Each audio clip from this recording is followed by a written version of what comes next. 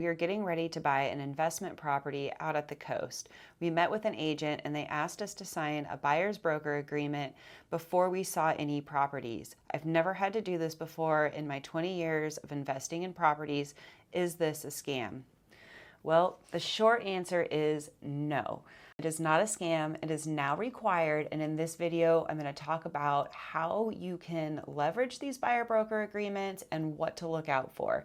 Here's another email. Amanda, we are getting ready to list our home. We've been hearing a lot about this realtor lawsuit in the news, and it sounds like sellers no longer have to offer to pay buyer broker's commission.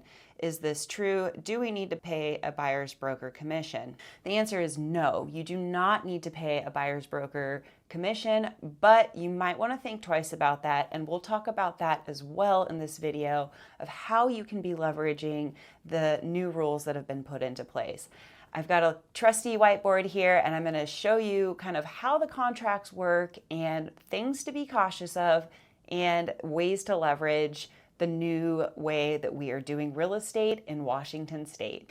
All right, so there's always three contracts in a real estate deal. You have your seller negotiating with their agent everything about the listing, including the listing price, how long it's going to be on the market, and the agent's fee. Now, the agent's fee I've seen anywhere between 3 and 7%, sometimes even higher. And then they negotiate how much that they want to offer the buyer's agent. And usually that's going to be half of what the listing agent was making. Now, the buyer and the buyer's agent, there has technically always been a contract between them, but it's really been kind of verbal over the last many years. And the agent and the buyer's agent hasn't really worried that much about getting this contract into writing because they always knew that the seller was likely going to be offering some sort of compensation for them. How this was paid out was you have the purchase and sale agreement right here. This is when you buy the home. This money right here goes into the purchase and sale agreement, and then the purchase and sale agreement is going to divide those commissions into the agents when your home closes. What happened and what went wrong was the buyers said that they never had an opportunity to negotiate the fee with their agent. And so this is what has changed in the market. Let me show you how it's going to go now. Okay, with today's new rules, this is how negotiations are going to work. The seller and their agent is going to negotiate some sort of fee for this agent, the seller's agent, maybe anywhere between 2 and 4%, we'll say. And then they can make a decision if they want to offer anything to the buyer's agent. We'll just pick 3%. These guys are nice. And they want to incentivize the buyer to not have to take money out of their pocket to pay for their agent, so they're going to give 3%. The buyer and the buyer's agent are going to have to negotiate on how much the buyer is willing to pay their agent and the agent how much they're willing to work for.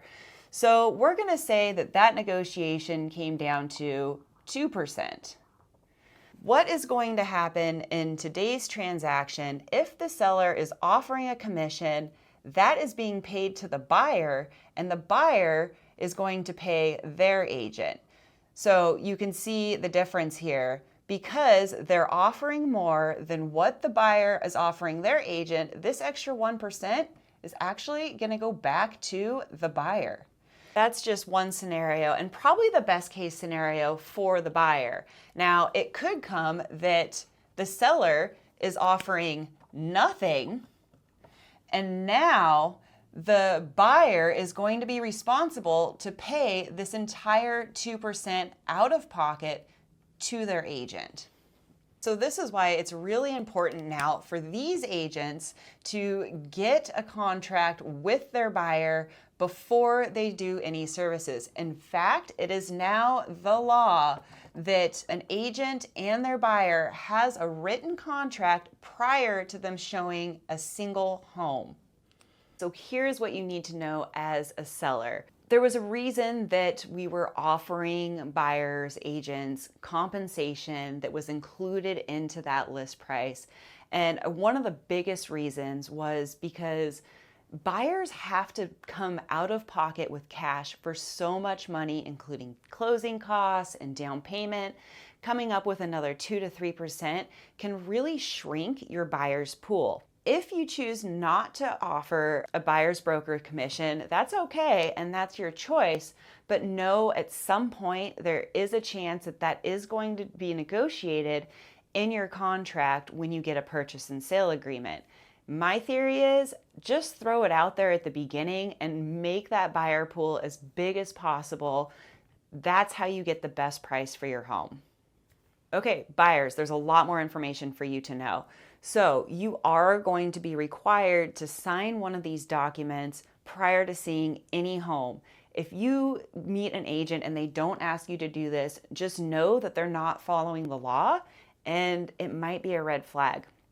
In the Washington State Agreement, you have the choice to negotiate that commission with your agent.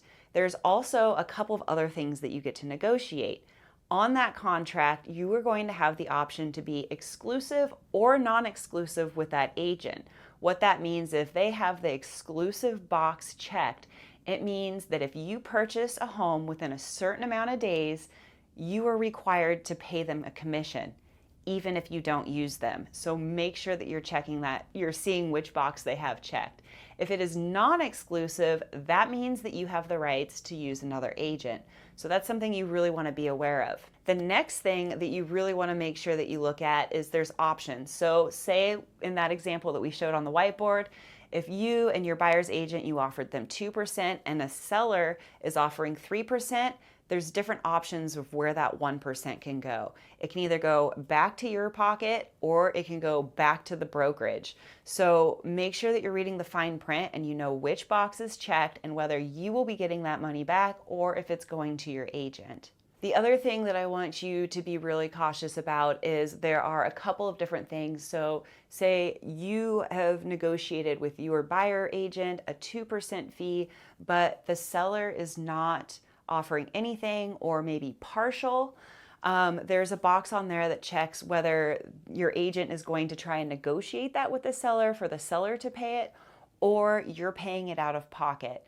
So it is about a 4-page document. Make sure you read it. It's pretty standardized in Washington State. So once you've seen it and read it one time, you should know it as you meet with multiple other agents. I know signing a contract with somebody that you just met for the first time is a little nerve-wracking.